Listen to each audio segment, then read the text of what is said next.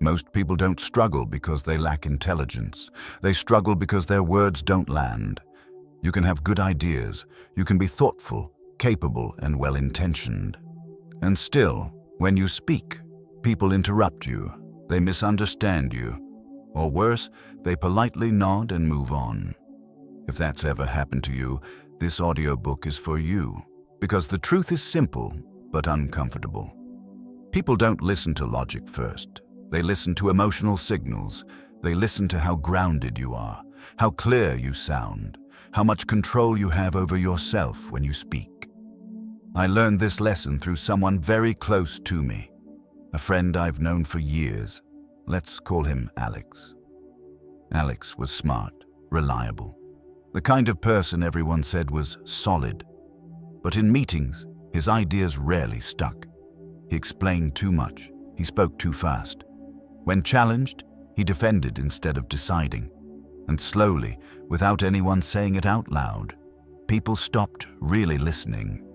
Not because Alex wasn't good enough, but because his communication carried uncertainty. What changed everything wasn't a speaking trick. It wasn't a loud confidence. It wasn't learning fancy words. It was understanding the psychology behind why people listen or don't. Alex began to notice something most people never see. Every time you speak, you're transmitting an emotional state before you transmit information. Clarity signals leadership. Calm signals control. Hesitation signals doubt, even when your idea is right. As Alex trained himself to speak with intention instead of impulse, something subtle happened. People stopped interrupting. Conversations slowed down. His words started carrying weight. Not because he spoke more, but because he spoke differently. This audiobook is about that shift. Not how to impress, not how to dominate conversations, but how to speak so people actually listen. Over the next hour, you'll learn the psychological principles that govern human attention, trust, and authority in communication. You'll understand why silence can be more powerful than explanation, why clarity beats charisma, and why emotional control is the real foundation of influence. This is not theory for theory's sake. Every idea here can be applied today, at work, in relationships, in difficult conversations, and in moments where your words truly matter. And as you listen, you may start to recognize yourself in Alex's story. Moments where you spoke too fast, moments where you over-explained, moments where you felt unheard and didn't know why. That recognition is not a weakness. It's the beginning of mastery. Because when you understand the psychology of communication, you don't just speak better, you change how people experience you. Before we continue, there's one small request. If you know someone who struggles to be heard, someone whose ideas deserve more respect, someone who could genuinely improve their life by mastering the psychology of powerful communication, share this video with them, not for views, not for algorithms, but because the ability to speak clearly, calmly, and with authority doesn't just improve conversations, it changes careers, relationships, and self-respect, sometimes permanently. Now, take a breath. Slow down with me, and let's begin learning how to speak so people listen. Chapter 1. Why People Don't Listen. Even when you're right. One of the most painful realizations in communication is discovering that being right does not guarantee being heard. You can come prepared. You can think things through carefully. You can speak with logic, evidence, and good intentions. And still, people interrupt you, overlook your point, or move on as if you never spoke. When this happens repeatedly, it quietly damages confidence. You start questioning your ideas, your intelligence, even your value in the room. But the problem is almost never your ideas. The problem is that listening is not a logical decision. It is a psychological one. Most people believe that communication works like a clean transaction.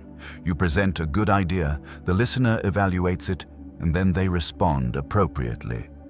In reality, the human brain does something very different.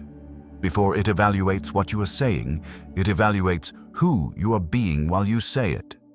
This is something my close friend Alex had to learn the hard way. Alex was competent and thoughtful. He cared about doing things correctly. When he spoke, he wanted to be precise, fair, and thorough. In conversations and meetings, he often waited patiently, then explained his thinking step by step. On paper, his approach made perfect sense. In practice, it didn't work. People talked over him. His ideas were acknowledged but rarely acted on. When discussions became tense, Alex felt the urge to explain more, clarify further, and defend his reasoning before anyone misunderstood him. The harder he tried to make his point airtight, the less impact his words seemed to have. What Alex didn't realize was that he was fighting the wrong battle. People weren't rejecting his logic, they were responding to the emotional signal behind his words. Every time you speak, you send two messages at once. One is the content of your words, the other is your internal state. The second message is far more powerful. It tells the listener whether you are grounded or anxious, certain or searching, in control or subtly asking for approval. The human nervous system is constantly scanning for these signals. It does this automatically, without conscious thought, and once it forms an impression, logic struggles to change it. When Alex spoke, his words were accurate, but his delivery carried tension. He spoke quickly, as if racing against interruption. He filled silence, as if silence were dangerous. He added explanations, not because they were needed, but because he wanted to make sure no one could disagree with him. Without meaning to, he was communicating uncertainty. And uncertainty makes people disengage. This is why people don't listen, even when you're right. Correctness alone does not create authority. Authority comes from emotional stability, from sounding like someone who does not need to convince. Think about the people whose words naturally carry weight. They don't rush. They don't over-justify. They don't react defensively when challenged. Even when they say something simple, it feels complete. Their presence creates a sense of order in the conversation. That sense of order is what people respond to.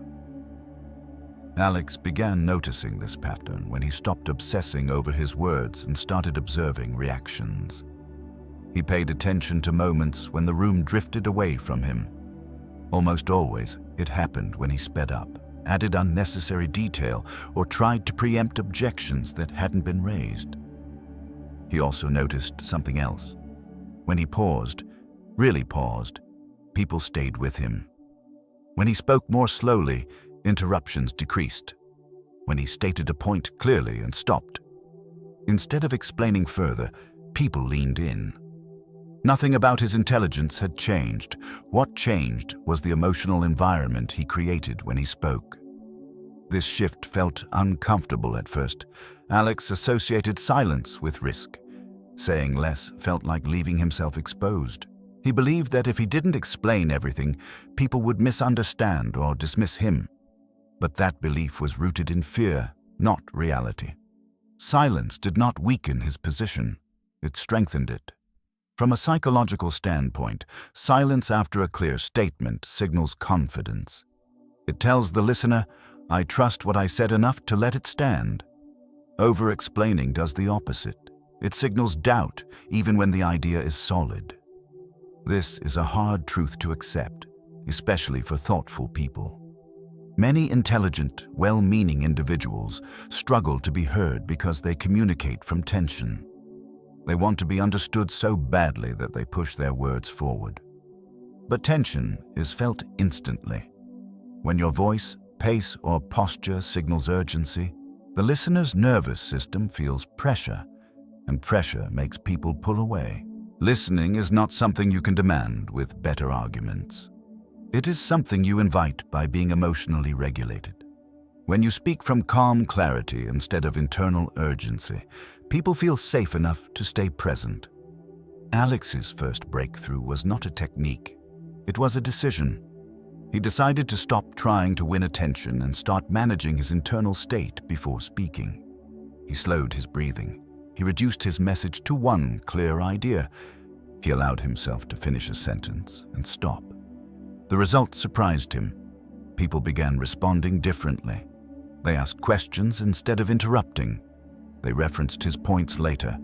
His words started to linger in conversations instead of disappearing into noise. This chapter matters because until you understand this principle, everything else in communication will feel inconsistent. You can learn better wording, stronger structure, and persuasive frameworks, but if your emotional signal communicates doubt or tension, those tools will fail. People don't listen because ideas are right. They listen because the speaker feels stable. The goal is not to speak louder, faster, or more impressively. The goal is to become someone whose presence reduces noise rather than adding to it. Someone whose words feel grounded enough to trust. Once you understand why people don't listen, even when you're right, you stop blaming yourself for the wrong reasons. And when you stop solving the wrong problem, real change becomes possible. Everything that follows in this audiobook builds on this foundation. Because when emotional clarity comes first, influence follows naturally. Chapter 2. The Psychology of First Impressions in Speech. People decide whether to listen to you long before you finish your first sentence. This decision is not conscious. It happens beneath logic, beneath language, and beneath intention. Within seconds of hearing your voice, the human brain evaluates your emotional state and assigns you a position. Leader or follower, stable or reactive, worth listening to or easy to ignore. Once that judgment is made, everything you say afterward is filtered through it. This is why first impressions in communication are so powerful, and why they are so difficult to reverse. Alex learned this lesson painfully. He believed that if he could just get past the opening moments of a conversation, people would eventually see the value in what he was saying. So he focused on explaining clearly, adding context, and being fair. What he didn't realize was that by the time he reached his strongest point, most people had already stopped listening. The problem was never the middle of his message. It was the beginning. Psychologically, the first moments of speech act like a signal flare. They tell the listener's nervous system whether to relax or brace, whether to lean in or drift away. This assessment happens fast because the brain is designed to conserve energy. It does not want to evaluate every idea from scratch. Instead, it looks for shortcuts: tone, pace, certainty. These three elements form the foundation of your first impression, and none of them depend on intelligence or vocabulary. Alex used to start speaking the moment he had the floor. His voice came out quickly, packed with information, as if he needed to fit everything in before someone cut him off. That urgency was understandable. But urgency signals insecurity. It tells the listener, this might fall apart if I don't rush. And once that signal is sent, people unconsciously disengage. Alex also began many of his sentences with softening phrases. I think, maybe, this might not be perfect, but he believed he was being polite and open-minded. In reality, he was weakening his own position before anyone else had a chance to challenge it. The brain interprets this kind of language as a lack of internal alignment, and when alignment is missing, attention fades. The turning point came when Alex stopped trying to be immediately likable and started focusing on being internally steady. He practiced something deceptively simple, slowing down before he spoke. Not dramatically, just enough to let his body settle. That pause changed everything. When Alex began speaking after a brief moment of stillness, his voice sounded different, lower, calmer, more deliberate. He wasn't saying anything smarter, but he was signaling control. Control is one of the most powerful psychological cues in communication. When people sense it, they relax, and relaxed minds listen better. Another shift Alex made was deciding his point before opening his mouth. Previously, he spoke to discover his idea out loud. Now he took a few seconds to clarify his message internally. That internal clarity translated outward. The first sentence became shorter, cleaner, more complete. Instead of opening with explanation, he opened with a statement. The effect was immediate. Interruptions decreased. People waited for him to finish. Not because they were being polite, but because his opening created expectation rather than noise. This is the hidden psychology of first impressions in speech. You are not evaluated on how much you know. You're evaluated on how settled you appear while speaking. People associate calm delivery with competence, even when they don't realize it. They associate scattered delivery with uncertainty, even when the idea is strong. This bias is automatic, and no amount of logic can override it once it's triggered. That's why the opening moments matter so much. Alex also learned that first impressions are not about dominance. They are about emotional leadership. Emotional leadership means setting the tone of the interaction rather than reacting to it. When Alex stopped mirroring the nervous energy of the room and instead brought his own calm, conversations slowed. Decisions became clearer. People responded to him instead of managing him. For the listener, this felt like relief. You can apply this immediately. Before speaking, ask yourself one question. What emotional state am I transmitting right now? Not what words you are choosing, but what state you are in. If you feel rushed, pause. If you feel defensive, breathe. If you feel uncertain, simplify. The goal is not perfection. The goal is coherence. A coherent speaker is someone whose words, tone, and internal state are aligned. That alignment is felt instantly, and it forms the foundation of trust. Alex didn't become louder or more assertive. He became more grounded, and that grounding reshaped how people perceived him from the first moment he spoke. First impressions are not about impressing others. They are about signaling stability. When you signal stability, people listen not because they have to, but because it feels natural to do so. This principle explains why some people command attention without effort. They are not performing, they are not persuading, they are simply regulated. Their nervous system is not asking for validation, and that absence of need is felt immediately by others. When you understand this, you stop blaming the audience. You stop blaming timing, personality, or luck. You realize that attention is not taken. It is offered in response to emotional clarity. As Alex continued practicing this awareness, he noticed something subtle. People remembered his opening lines. They quoted him later. His words became reference points. That is the power of first impressions in speech. It shapes everything that follows. Chapter 3. Speak less to be heard. More. One of the most counterintuitive truths about communication is this. The more you talk, the less people listen. Most people assume the opposite. They believe that clarity comes from saying more, explaining further, adding examples, and filling every gap with words. When they feel misunderstood, their instinct is to keep talking. When they feel ignored, they raise their verbal volume, not just in sound, but in length. But human attention does not work that way. Attention is not pulled in by quantity, it is drawn in by precision. Alex struggled deeply with this. He believed that if he didn't fully explain his thinking, people would misinterpret him or dismiss his ideas. So he spoke in paragraphs. He connected every dot out loud. He anticipated objections before they appeared. By the time he finished, the room was tired. His words weren't unclear, they were overwhelming. Psychologically, the human brain has limited capacity for active listening. When someone speaks for too long without pause, the listener's mind begins to wander. Not out of disrespect, but out of overload.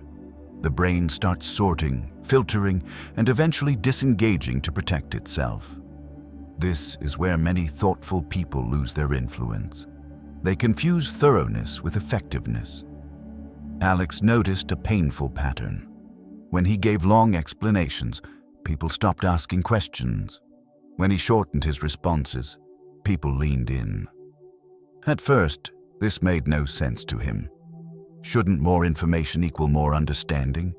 What he didn't realize was that listening is participatory.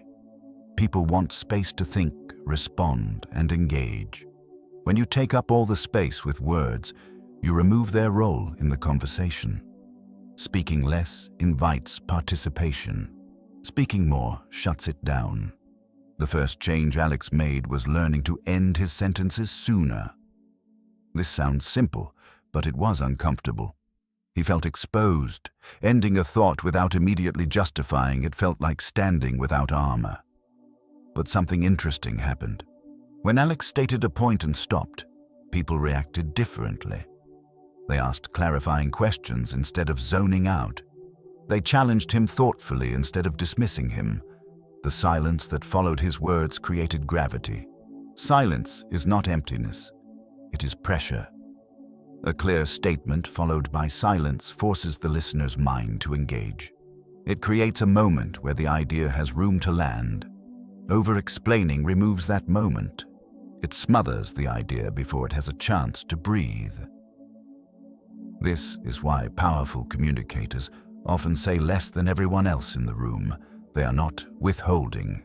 They are precise. They trust their words enough to let them stand on their own. Alex also learned to recognize why he talked too much. It wasn't because he loved the sound of his own voice.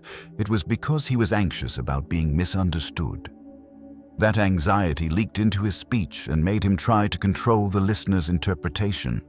But you cannot control how people interpret you by talking more. You can only influence interpretation by being clear and composed. As Alex practiced speaking less, he noticed another shift. His tone changed.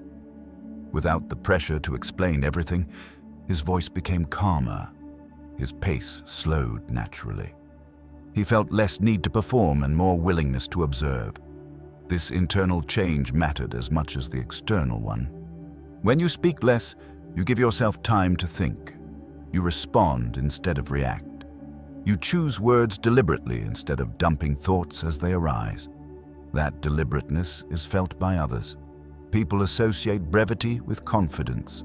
They associate rambling with uncertainty, even when that uncertainty is simply nervousness.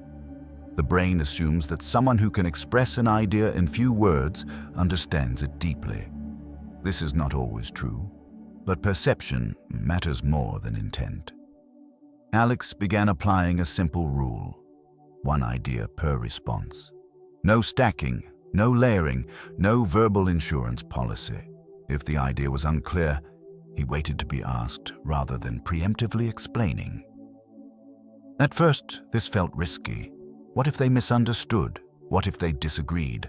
What if silence made things awkward? None of those fears came true.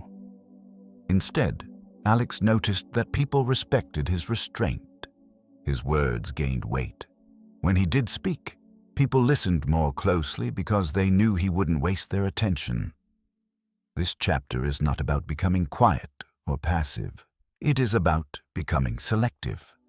Speaking less does not mean saying nothing. It means choosing what truly matters and letting go of the rest. Most conversations are cluttered with verbal noise. People talk to fill space, soothe nerves, or protect themselves. When you remove that noise, clarity emerges naturally. There is also a deeper psychological effect at play. When you speak less, you appear less needy. Neediness repels attention. Self-containment attracts it. When you do not rush to fill silence, you signal that you are comfortable with uncertainty and disagreement. That comfort is rare, and rarity draws focus. Alex didn't become mysterious or aloof. He became efficient. He learned that the goal of communication is not to transfer every thought in your head, but to move the conversation forward. Once he understood this, his communication became lighter. Conversations felt easier. He no longer left interactions feeling drained or frustrated. And people began to remember what he said. because what is concise is memorable, what is excessive is forgotten. As you move forward, remember this. Your influence grows, not when you add more words, but when you remove the unnecessary ones, when you trust clarity over coverage, when you let silence work for you instead of fearing it. Speaking less is not a loss of control. It is a sign that you finally have it. Chapter 4. Emotional Control. The Hidden Language. People trust. There is a language people respond to more than words, and most never realize they are speaking it. It is the language of emotional control. Long before someone decides whether your idea is valuable, they decide whether you feel stable. They sense it in your breathing, your pace, your tone, and your reactions. This assessment happens instantly and unconsciously. And once it happens, it shapes how every word you say is received. Alex used to believe that communication problems came from misunderstanding. He thought if he could just explain more clearly, everything would work out. What he didn't see was that people were not reacting to what he said. They were reacting to how he handled pressure while saying it. Whenever a conversation became tense, Alex's body responded before his mind did. His shoulders tightened, his voice rose slightly, his sentences sped up. None of this was intentional, but it was visible. And visible tension creates distrust. From a psychological perspective, emotional control is a signal of safety. When someone stays calm under pressure, the listener's nervous system relaxes. When someone becomes reactive, defensive, or rushed, the listener's nervous system goes into alert mode. Alert minds do not listen deeply. They prepare to protect themselves. Alex noticed this pattern most clearly during moments of disagreement. If someone challenged his idea, even gently, he felt an immediate urge to respond. Not to reflect, but to protect his position. He would jump in quickly, clarify, justify, and defend. In his mind, he was being thorough. In reality, he was broadcasting insecurity. The moment he reacted emotionally, the conversation shifted. People stopped exploring ideas and started evaluating him. This is the hidden cost of losing emotional control. It turns conversations into power struggles instead of collaborations. The breakthrough for Alex came when he realized that control does not mean suppression. It means regulation. Emotional control is not about pretending you feel nothing. It is about choosing not to let emotion drive your behavior. He started practicing one simple habit, creating a pause between stimulus and response. When someone challenged him, he stopped answering immediately. He allowed a brief silence. At first, this felt unnatural. He worried it would look awkward or unprepared, but something unexpected happened. The pause changed the dynamic. Instead of appearing defensive, Alex appeared thoughtful. Instead of reacting, he responded. That shift alone increased how seriously people took him. Psychologically, a pause signals confidence. It tells the listener, "I'm not threatened by this, I have time." And when someone appears unthreatened, they appear powerful. Alex also learned to pay attention to his tone. Under stress, his voice used to rise slightly, as if asking for agreement. Once he noticed this, he consciously lowered his pitch and slowed his pace. Not dramatically, just enough to regain control. This adjustment had a profound effect. People mirror emotional states. When Alex slowed down, others did too. When he stayed calm, the room followed. Emotional regulation is contagious, just like emotional tension. This is why emotional control is the hidden language people trust. It sets the emotional temperature of the interaction. Many people believe authority comes from force or assertiveness. In reality, authority comes from composure. The person who remains calm when others are reactive is perceived as the most reliable voice in the room. Alex began to test this deliberately. In meetings where emotions ran high, he spoke less but with more intention. He didn't rush to fill silence. He didn't defend every point. He allowed discomfort to exist without trying to erase it with words. Each time, he noticed the same result. People leaned toward him emotionally. They waited for his input. His words began to carry disproportionate weight. What changed was not his knowledge. It was his emotional signal. This matters because most communication failures are emotional failures, not intellectual ones. People do not reject ideas because they are wrong.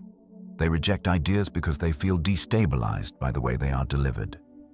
When you speak from emotional control, you create a sense of order. That order makes people feel safe enough to listen. This is especially important in high-pressure moments. Conflict, disagreement, or urgency magnify emotional signals. If you lose control in those moments, your credibility erodes quickly. If you maintain composure, your influence increases. Alex learned that emotional control also means letting go of the need to be liked in the moment. Reactivity often comes from fear of rejection. When you stop trying to manage how others feel about you, you gain the space to manage how you feel about yourself. That internal shift is powerful. As Alex practiced this, he stopped replaying conversations in his head afterward. He no longer felt drained or frustrated. Speaking became less of a performance and more of an expression of clarity. People noticed the difference. They described him as steady, grounded, clear under pressure. None of those qualities came from learning better words. They came from learning better emotional control. This chapter is not about becoming cold or detached. It is about becoming regulated. There is warmth in calm. There is strength in restraint. There is trust in composure. When you master emotional control, your words no longer compete for attention. They invite it. People trust those who can hold themselves together when it matters. And once that trust is established, listening becomes effortless. Emotional control is not something you demonstrate by force. It is something people feel the moment you speak. And when they feel it, they listen.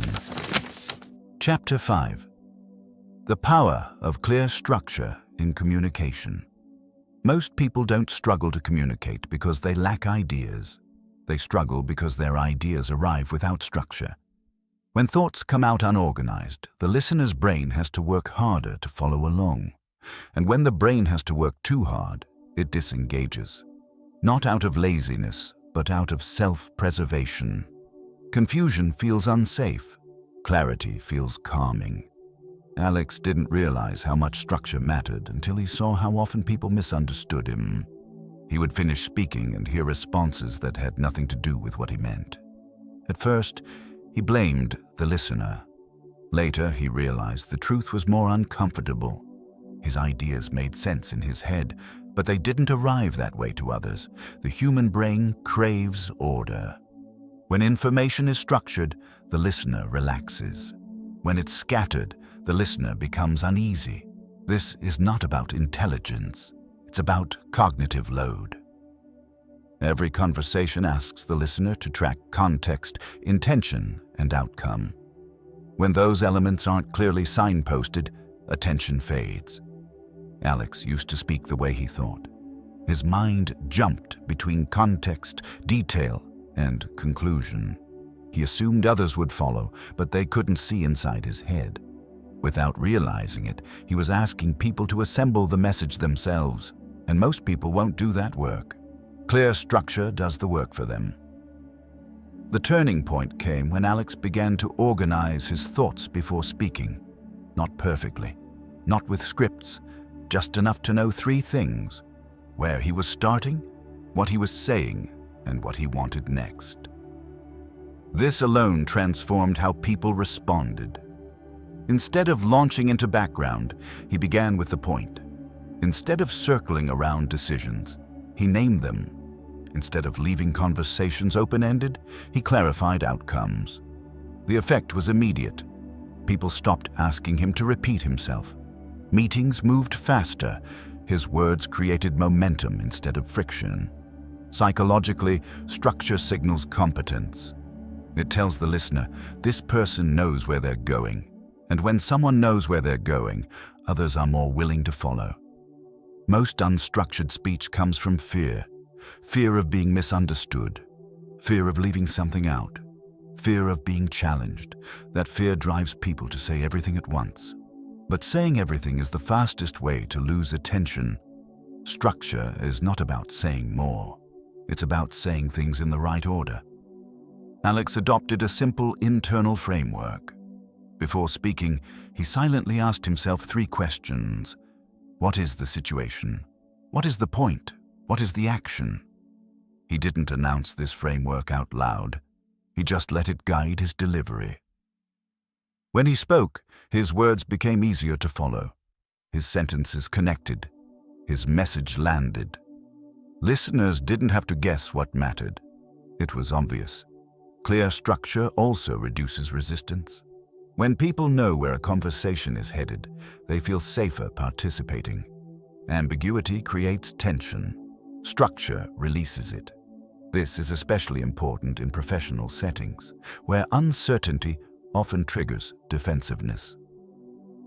Alex noticed that when he structured his communication, people stopped pushing back emotionally. Disagreements became more focused. Conversations felt collaborative instead of chaotic. This is because structure separates ideas from identity. When your message is clear, it feels less personal. People can respond to the content without feeling attacked or confused. Structure also changes how you are perceived. People began describing Alex as clear and decisive.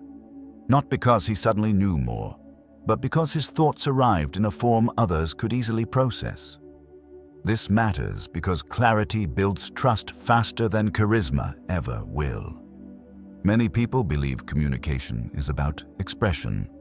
In reality, it's about transmission. If the message doesn't arrive intact, expression doesn't matter. Alex also learned that clear structure requires letting go of unnecessary detail. Not everything needs to be said. Not every thought needs airtime. The listener only needs what helps them understand and act. Once Alex embraced this, he stopped narrating his thinking process. He shared conclusions, not confusion. When people wanted more detail, they asked. And when they asked, they were already engaged. This reversed the dynamic. Instead of chasing attention, Alex attracted it. Clear structure also protects you under pressure. When emotions rise, structure becomes an anchor.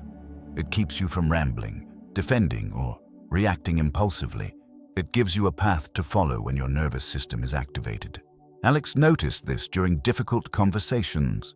Even when challenged, he stayed oriented. He didn't get lost in explanation. He returned to the structure: situation, point, action. That consistency made him steady, and steadiness made him trustworthy. Structure is not rigidity, it's guidance. It helps both you and the listener stay aligned. Without it, communication becomes exhausting. With it, communication becomes efficient. This chapter matters because clarity is not a personality trait. It's a discipline, one that can be practiced, one that changes how people experience you.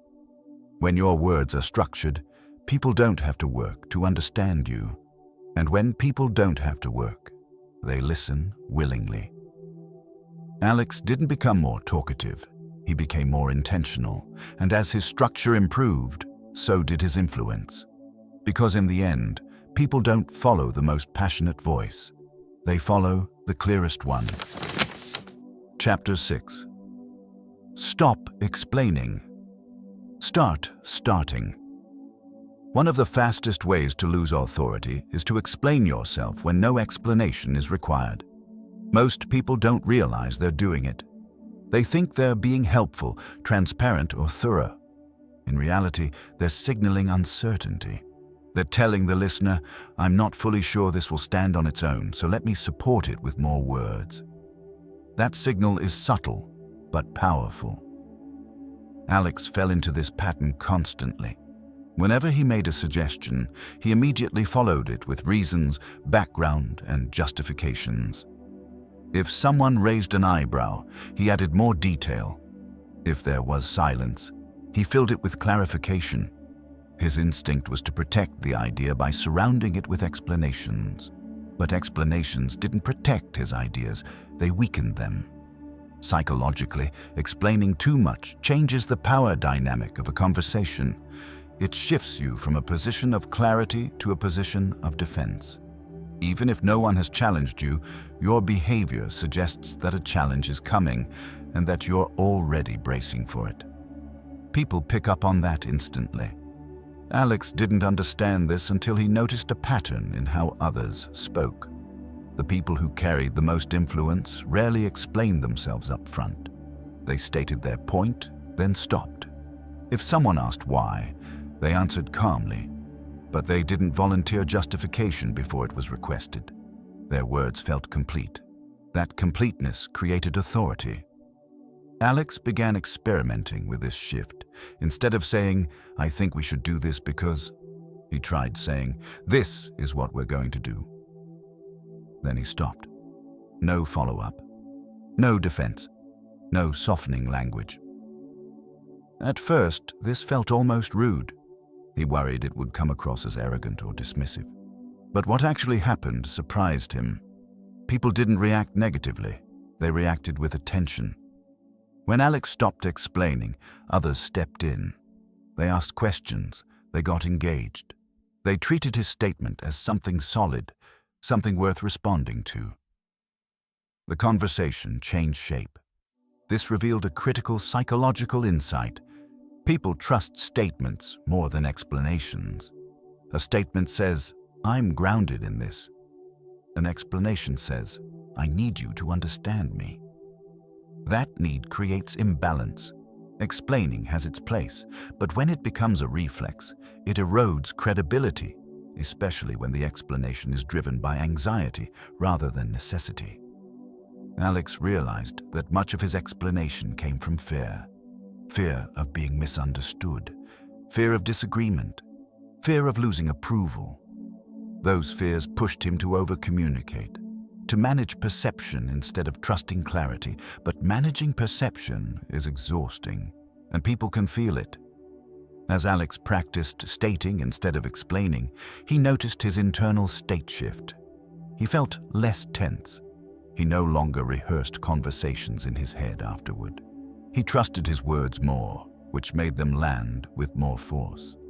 This didn't mean becoming rigid or inflexible. It meant choosing when explanation was useful instead of automatic. There is a difference between clarity and justification. Clarity stands on its own. Justification leans outward. Alex learned to wait. When he made a statement and someone disagreed, he didn't rush to defend. He listened. He let the other person finish. Often, the disagreement wasn't as strong as he expected. Sometimes it wasn't even disagreement, it was curiosity. By not explaining prematurely, Alex allowed real dialogue to happen. This also changed how conflict felt. Previously, any pushback triggered anxiety. Now, pushback felt manageable. He didn't see it as a threat, he saw it as information. That emotional shift mattered more than the verbal one. People who explain too much are often highly conscientious. They care. They want to be fair. But fairness does not require self-erasure. And respect does not come from over-accommodation. Respect comes from grounded clarity. Alex began noticing that when he stated his position calmly, others respected him even when they disagreed. The disagreement stayed focused on ideas instead of drifting into power struggles. His tone invited discussion instead of debate. This is because stating creates boundaries. A clear statement defines where you stand. It gives the conversation a reference point. Without that reference point, conversations drift, and the loudest voice often wins. Explaining too early blurs that reference point. It turns your position into a proposal rather than a stance. Alex also learned that stating reduces emotional noise. When you stop explaining, you stop feeding tension. You stop justifying your existence in the conversation. That alone changes how people experience you. They feel less pressure. They feel more clarity. And clarity invites listening. This chapter is not about becoming blunt or insensitive. It's about trusting your words enough to let them breathe. It's about recognizing that not every silence needs to be filled, and not every statement needs a footnote. When you stop explaining, you give your words room to land. You allow others to meet you instead of chasing them with language. Alex didn't lose his thoughtfulness. He gained presence. He learned that authority is not created by force, volume, or excess detail. It's created by restraint, by knowing when enough has been said. When you state instead of explain, you signal self-trust. And self-trust is one of the most persuasive forces in human communication, because people don't follow those who justify themselves endlessly. They follow those who sound like they know where they stand. Chapter 7. Speaking under pressure. Without losing authority. Pressure reveals how you truly communicate, not when things are calm, not when conversations are friendly, but when you are challenged, questioned, or put on the spot. This is where most people lose authority, not because they lack answers, but because they lose control of themselves. Alex used to dread these moments, a sudden question in a meeting, a sharp objection, a direct challenge that caught him off guard. His mind would race ahead of his words, his body would tighten, and before he knew it, he was reacting instead of responding. Under pressure, Alex spoke faster. He explained more. He defended his position aggressively or apologized unnecessarily. Each reaction weakened his presence. Even when his point was valid, it sounded unstable. The problem wasn't intelligence. It was emotional reactivity. Under pressure, the human nervous system defaults to protection, fight, flight, or appease. In conversation, this shows up as arguing, withdrawing, or over-accommodating. None of these responses inspire trust. People do not look for the fastest answer in high-pressure moments. They look for the steadiest one. Alex didn't understand this until a pivotal moment. During a tense meeting, his proposal was questioned directly, not politely, not gently. It was a challenge meant to test him.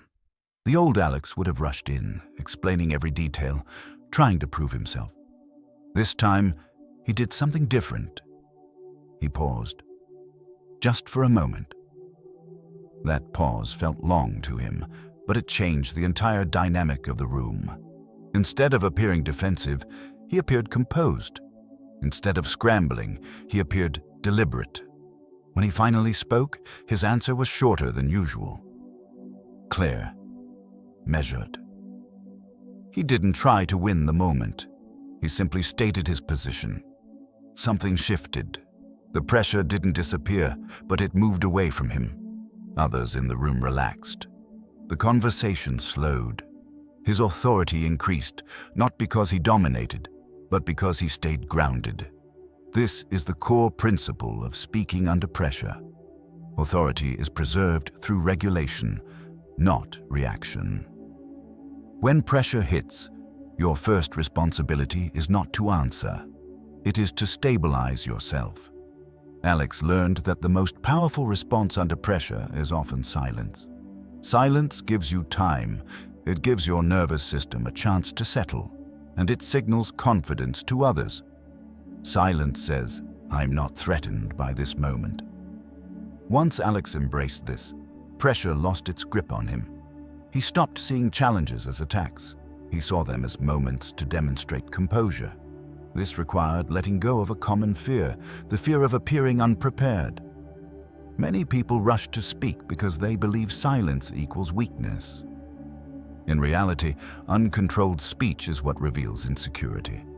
Calm speech suggests depth. Alex also learned to separate urgency from importance. Under pressure, everything feels urgent. But urgency is emotional, not strategic. Speaking quickly rarely improves clarity. It usually erodes it. By slowing his pace, Alex allowed his words to carry more weight. He didn't change the content of his message. He changed the delivery. This mattered because people mirror emotional states. When Alex stayed calm, others followed. When he slowed down, the conversation stabilized. Another key shift was learning not to take challenges personally. Alex used to interpret disagreement as a threat to his competence. That interpretation fueled defensiveness. Once he reframed challenges as neutral information, his responses changed naturally. He no longer needed to prove himself. He needed to remain present. Presence under pressure is what people respect. Alex also stopped trying to answer every question immediately. He learned to say, "Let's pause on that," or "That's worth thinking through." These responses did not weaken his position. They strengthened it. They communicated discernment. People trust those who know when not to speak as much as those who know what to say. Over time, Alex noticed that pressure situations became easier, not because they disappeared, but because he no longer feared them. He knew he could handle them without losing himself. This confidence came from consistency. He practiced calm responses in small moments, not just big ones. He treated everyday conversations as training for high-pressure situations, and it worked. When pressure arose, his body knew what to do. Slow down, breathe, respond with intention. This chapter matters because pressure is unavoidable. If you only communicate well when things are easy, your influence will be fragile. Real authority is tested when stakes are high. People remember how you behave under pressure more than what you say. They remember whether you stayed composed or became reactive, whether you listened or rushed, whether you held the space or tried to escape it. Alex didn't become fearless. He became regulated. That regulation allowed him to speak with authority even when challenged. His words no longer collapsed under scrutiny. They held. Speaking under pressure is not about winning arguments. It's about maintaining alignment with yourself. When you do that, others feel it. And when they feel it, they listen. Pressure no longer becomes a threat. It becomes an opportunity to demonstrate clarity. And clarity, under pressure, is the clearest signal of leadership. Chapter 8. Becoming someone. People naturally listen to. At a certain point, communication stops being about techniques and becomes about identity. You can learn how to pause. You can learn how to structure your thoughts. You can learn how to speak under pressure. But if those skills remain things you do, rather than expressions of who you are, they will feel fragile. They will work sometimes and disappear when you're tired, stressed, or uncertain. Real mastery begins when listening to you feels natural to others. Alex reached this realization slowly. Over time, people began responding to him differently, not just in meetings or difficult conversations, but in everyday moments. They waited for his input. They asked for his perspective. His words no longer needed effort to be heard. What changed was not his personality. It was his internal posture. Alex stopped thinking of communication as something he had to manage moment by moment. Instead, he focused on becoming the kind of person whose presence made clarity easier. This is the final shift. People don't listen to words. They listen to consistency. Consistency between what you say and how you carry yourself. Consistency between your pace and your intent. Consistency between your emotional state and your message. When those elements align, people feel it instantly. They don't analyze it. They respond to it. Alex noticed that the more he trusted himself, the less he needed techniques. He no longer reminded himself to slow down. He was already calm. He no longer forced brevity. He spoke only when something mattered. Silence stopped feeling strategic and became natural. This is what it means to be someone people naturally listen to. It doesn't come from trying to sound impressive. It comes from being grounded. Alex also realized that this kind of presence requires letting go of performance. When you perform, you monitor yourself constantly. You worry about how you're being received. That monitoring creates tension, and tension breaks alignment. When Alex stopped performing, conversations became easier. He listened more deeply. He spoke less reactively. He no longer entered interactions trying to win or prove himself. He entered them to be clear. This clarity had ripple effects beyond communication. His relationships felt calmer. Work became less draining. He stopped replaying conversations in his head, wondering what he should have said differently, because he trusted what he did say. Another important realization was that being listened to is not about dominance. It's about emotional leadership. Emotional leadership means you regulate yourself so others don't have to. When Alex stayed calm, others relaxed. When he stayed focused, conversations stayed on track. When he didn't chase approval, people offered respect freely. This is why people often listen most closely to those who speak the least. Not because they are mysterious, but because their words feel intentional. Alex didn't try to control conversations anymore.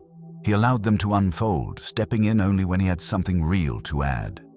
That restraint made his contributions more valuable. People began to associate his voice with clarity.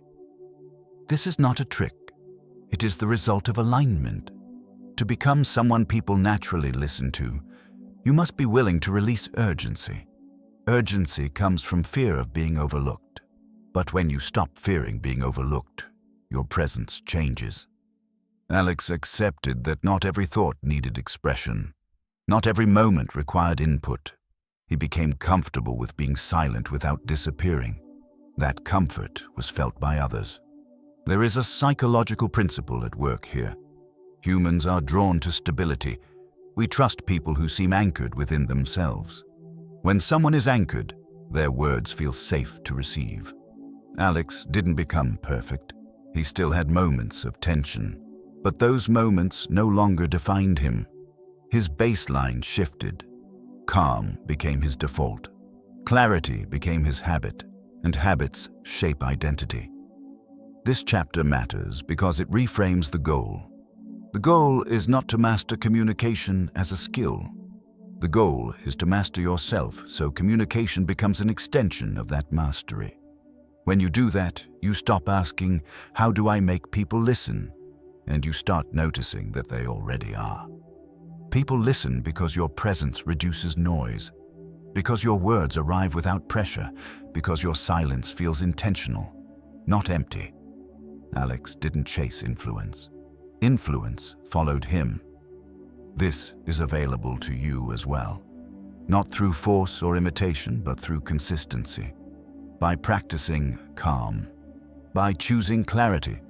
By trusting yourself enough to speak only when it matters. When your internal state is stable, your words carry weight without effort. That is what it means to master the psychology of powerful communication. And once you reach this point, listening is no longer something you have to earn. It becomes the natural response to who you are. At the beginning of this audiobook, the problem may have sounded familiar but frustratingly vague. You had ideas.